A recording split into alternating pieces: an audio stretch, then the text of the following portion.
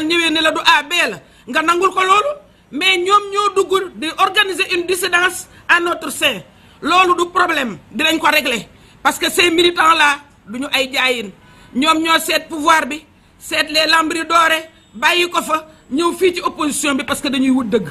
kon loolu du problème mais même administration boobu dañ leen a defal défi dañ leen di on s'engage ou on dégage wane nañ ko ku engagé wul dégagé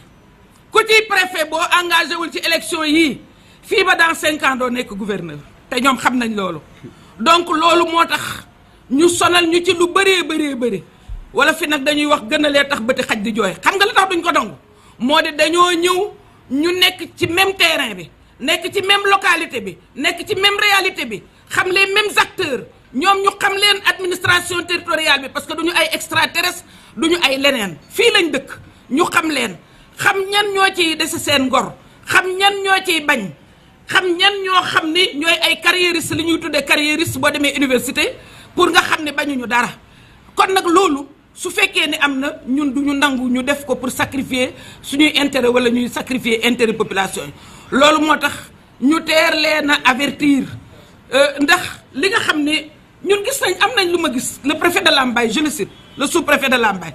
dafa ni carrément benn tête de liste Pastef bu bokk ci Yewwi Askan Wi ak benn tête de liste ànd saxal liggéey bu bokk sama parti mais daf ni ñaar ñi je les tiens parce que dañ ma sonal ci gestion forage dañ ma sonal parce que ñoom ñoo ne Aquatech na fi jóge ana gestion forage ak élection ce qu'ils ont fait mooy ils ont demandé dañu quitter seeni bureau dem jël pukus bu tuuti ñëw ni ñaari candidat xajuñu ci donc il faut prendre des jetons et partir après on va vous appeler nga jël jeton dem ñu tëj ubbi wuñu lu dul le lendemain alors que yow yaa ngi ak jeton bi ñun liñ leen wax te wax nañ ko avocat yi mooy téye leen jeton yi pièce à conviction la c'est des gens qui sont venus ay 20 heures ñu ne leen non y a déjà un candidat organisé parce que toujours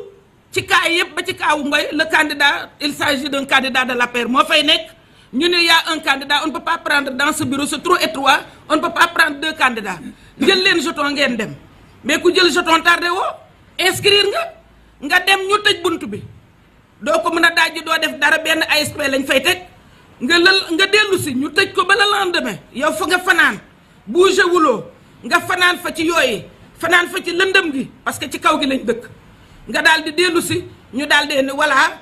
boobu ba léegi gisuñu la seet nañ la gisuñu la alors que yow yaa ni woon jëlal jeton bi nga dem parce que fii ñaari clé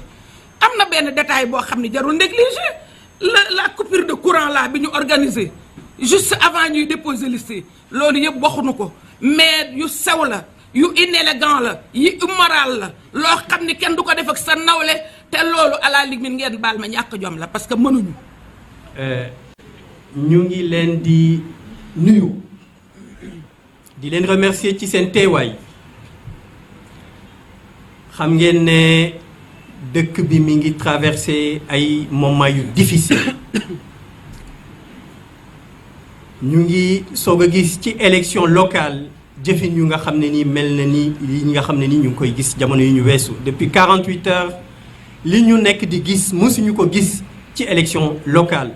waxuma sax élection locale mais ci élection ci Sénégal depuis 48 heures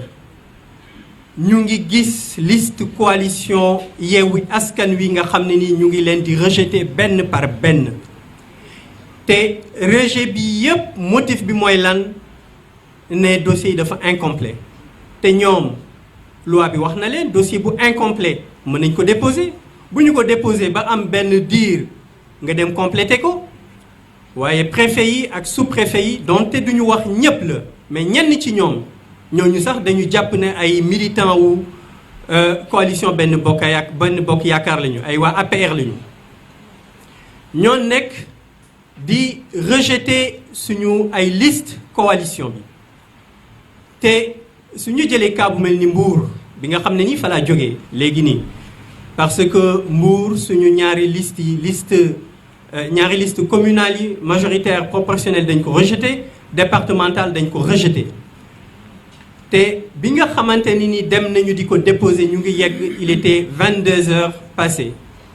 te bi ñuy dem dañu jël benn précaution ñu ànd ak benn huissier huissier bi constaté loolu yépp noté heure bi ñu fa yegg noté heure bi nga xamante ne ni suñu mandataire yi si la ñu dugg ci locaux préfecture bi suñu mandataire bi dem tuuram jot mu war a dem présenter dossier bi préfet bi ne ko sa dossier bi est-ce que mat na mu ne ko mat na dafa am juste lu may xaar mu ne ko kon sa dossier bi matul duñu ko xool mu génne ko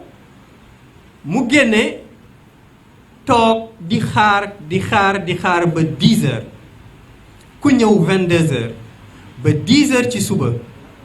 commission bi génne sans pour autant wax leen ne ñoom ñu ngi dem préfet bi ñu ko laajee mu ne suñu mandataire bi dafa désister ku ñëw 22 heures toog ba 10 heures voire même ba midi naka ngay désister moom ci boppam moo bëggul xool liste bi parce que bëggul opposition bi déposer foofu Mbour ba mu daj seule coalition Benno Bokk Yaakaar moo fa déposer ak ses dérivés mooy ñi nga xam ne nii ci ñoom la ñu nekkoon ñu mer génn ñooñu ñoo déposer ak liste coalition Benno Bokk Yaakaar donc loolu liñ ciy jàng moo di li ñu bëgg ñoom mooy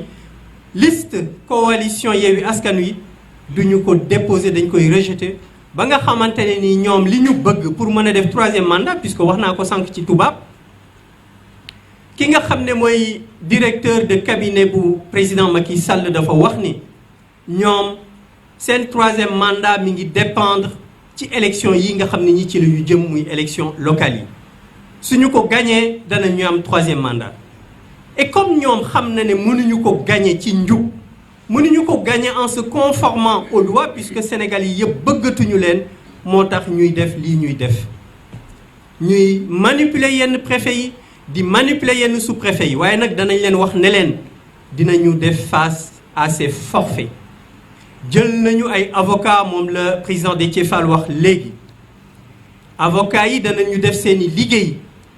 ils vont déposer tous les recours nécessaires auprès des cours d'appel bu ñu fa jógee dinañu xool lan la cour d'appel yooyu di wax lépp loo xam ne ni war nañ ko def danañ ko def waaye nag ñu ngi ñaan kilifa diine yi kilifa aada yi ñu ngi leen di ñaan ñu jóg puisque lii nga xam ne nii mi ngi nekk di ñu di ko def suñu noppee bañ ci wax fa muy jëm du nekk lu neex ci Sénégal donc ñu ngi leen di ñaan ñu jóg wax ak kii nga xamante ne nii muy Macky Sall nga xam ne nii li ko yitteel yépp mooy 3e mandat ñu wax ak moom mu reculer ci li nga xam ne nii fa muy mujj dana indi instabilité politique ak instabilité sociale loolu la ñu amoon pour wax leen ko ñu ngi leen di remercier ci seen teewaay ak seen patience jërëjëf. ku ne xam ne ne yàlla daa bind te yemalewul am na ñu matal am ñu matlewul waaye ba mottali amee ba léegi kenn sonnatul buur kattan di produit 100% naturel sans effet secondaire ñu defare ko li nga xamante ni moo di petit cola bisaab ak jinjeer ñoo ngi jàppale leen ci seen wàllu kattan ak seen wàllu wërgu-yaram bu nekk jar na fi nguur ak keng ba ci kikirikiij waaye bii mooy seen buur di buur kattan ballonnement moo ci mën constipation faiblesse sexuelle diabète sinusite éjaculation précoce di joxe appétit sexuel teg ci itam day raxas sa biir ba mu set wecc wooteel gaaw ci 77 413 59 24 77 413 59 24 xar yëpp xar lañ waaye laadum da ciy gën te bu ñu nee góor ngóoraa tax